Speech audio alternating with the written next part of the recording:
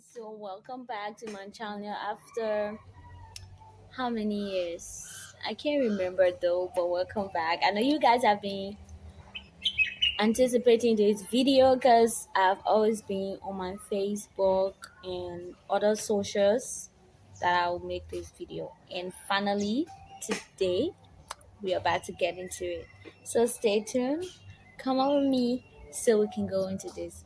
Learn about my story, come through my journey with me, and we could be best of friends here on this channel. Stay tuned, guys. Love you. So we are here, and I have a couple of questions because this is actually a Q&A. So I have a couple of questions that I'm gonna be answering, and I'm gonna be asking myself, so that it's gonna be like you are asking me and I'm answering you. Yeah. So this is it. So our first question on the list is, when did I find out that I had sickle cell? So I wasn't the one that found out that I had sickle cell because I was really, really little. I was 3 years old, according to my parents, but I got sick when I was 2. I'm gonna be putting some pictures that I still have in my possession on the screen so that you can know. And here on the screen, you will see me on the beach. That was the day I got sick, and it was from there I got sick. After we left the beach, and my mom said, I was complaining that whole time. I can't walk because there was a lot of crisis, and they thought it was just something normal. A little child go and play and stuff like that. But then they took me to the hospital, and there were a whole lot of lab done, and there were a whole lot of results that wasn't actually the problem, and it caused more problem with my health because they were giving me treatment that I'm not supposed to take with my problem. So it caused a whole lot of problems. So they finally, got suggestion from a family friend or so that, okay, you guys should take her to Africa. There are good doctors there since it's her bone that is troubling her. So yeah, my parents took me to Africa, and when my parents were taking me to Africa, my blood was at three 3 grains, according to my parents, because I was little. So they took me to Africa. That was where I was diagnosed with sickle cell, and by then I was already 3. Yeah. So I was in Africa, and all my bones now got fractured. Like, I was totally cast. Like, as you can see on the screen, my whole body had cast, and I think it was 4. I think I was there 3 years. I had 3 or 4. I can't really remember. If my mom were here in the interview, she was going to give you a full detail. But my body was cast, my hand, my legs cast, because everywhere I couldn't move in anymore because all my bones have fractured, as you can see on the screen here. So that was it, and that's all for when I got sick and how everything led to everything. So yeah, so that's it. That's where I'm gonna stop for that first question. Enough details. That was enough details. So the next question is, have you had any challenges? Yeah, I have. Um, in school, yeah, there were bullies because when that fracture happened, it was kind of challenging because it had issue with my hand. And then when I was 10 years old, I had another fracture and then it got worse. So when I was in school, there was a lot of bullies. My friends would be saying, "Give me a moment. I'm gonna tell you what exactly I'm talking about." Okay, guys, this is what I'm talking about. You see, this one is still in a very right position, and this one was brought up here because of the fracture. And because of this, when there are some force and stuff like that, like, hey, Mufaya, or your long, short hair and stuff like that, I really used to be down. And so this is it. Actually, this is what I was saying. I actually wanted to let you guys see, to know some of the challenges that I faced.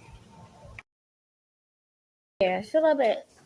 I will cry some days like, man, I wasn't born this way. I was born with everything okay.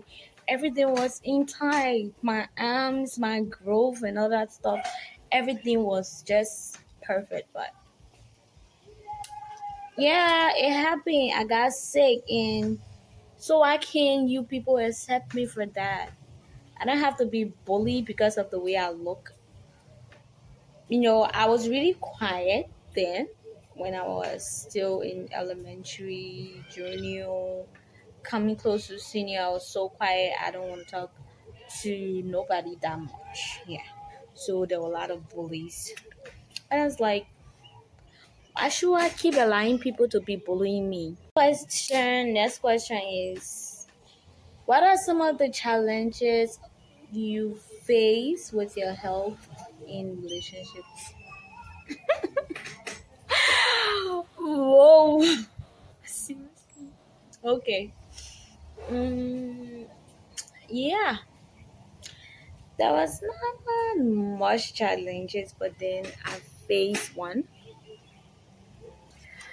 But I wouldn't want to go into much detail about it. But the relationship I had that I lost because of my health. So that's it. I lost that because of my health. So there was not much challenges when it comes to me in relationship with my health. Okay, next question is, what has your health taught you? Well, it has taught me a lot about life, actually, because I see some disabled people, they are doing a lot. They are very, very successful people in the society, and it doesn't look at what others are going to say about them. They live. So, me having health challenges, and I'm not supposed to do certain things. I'm supposed to stay away from certain things. I make sure I follow every guidelines about my health. And I make sure I enjoy myself as well. I'm not sitting down and feeling miserable or feeling sorry that I'm not supposed to do this or I'm not supposed to do that.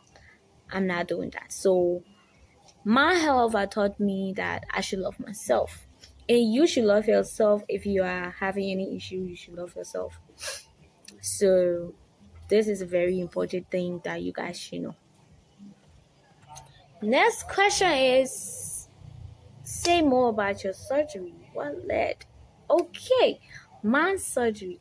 Yes. So back in 2020, I started having issue with my left leg, especially with the hip and groin side of my left leg. I will sit in a keke,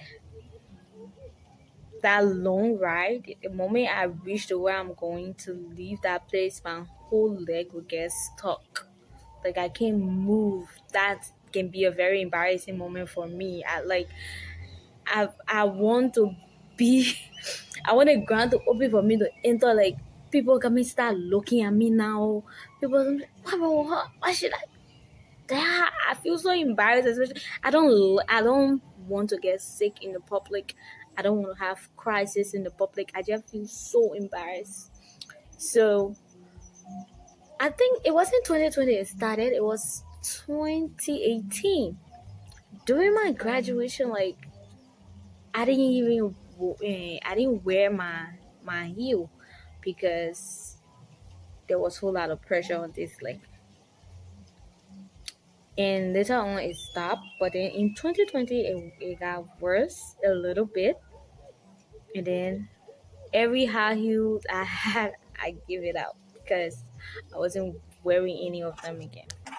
And then last year, at the beginning of last year, I don't know, it was 2022. 2022, my whole leg got stiff. It was not flexible anymore. I can't like do anything much with it. Even my walking has changed. I will be limping. Like almost all my friends have noticed that I will always be limping and limping. So I did research about it. If it's normal or it's just some stiffness of the bone, so I can be doing a regular exercise. So I started doing regular exercises, but still I would take pain medication. Still it won't work. So I decided to go and do my x-ray, and the x-ray shows that my hips need to be replaced. And that's why a friend of mine decided to open that GoFund. And when it went viral, I felt so embarrassed again. But then, thanks to that friend of mine that made it go viral, it helped a little. Though I'm not here going for my surgery because I haven't raised that phone yet. But surely I'm gonna go for that surgery. I'm gonna get it done, and I'm gonna be free of this limping because I know I need to live a normal life. Even though I'm living a normal life, but I need to be normal. Yeah, so that's it for the surgery. Yeah, that's the explanation for the surgery. That's what led to the GoFund that was going around. Yeah, and again, what advice should I give to other sickle cell patients? We call ourselves warriors, actually, sickle cell warriors, because we are actually warriors, Because if you have a sibling, a parent, or someone that has sickle cell, the pain is, I don't know how to explain it. But please, if you have sickle cell, what I want to advise you is that we are stubborn. I shouldn't lie. We are really stubborn, especially when we are well. We are not in a hospital. We are stubborn. And anybody can be stubborn, especially taking medication. But please take your medication. Always take your medication. Don't stop.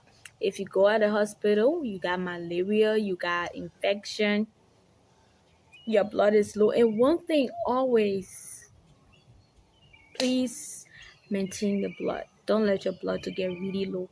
For me, my blood have gotten low to 2 grain.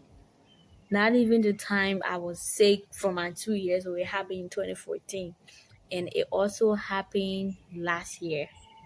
So please don't let your blood to get so low. Don't have malaria. We can stop it, but we can help to prevent it. And please, I know like jolly, but please, when you go to the beach, try and stay really far away from the water. And please, we should stop wearing too much exposing clothes because the cold can trouble us a lot. Stay away from things that you are supposed to stay away from. And if you are facing any bullies, please stop them from bullying you because you are great and you are wonderful. You can be just like them. Don't allow your health to limit you from doing what you want to do. Just don't do the things that will make your health to get worse. Okay? Great. So now, this one is not a question. This is actually a little explanation. Look at me. When you see me, you won't know that I have a health issue, right?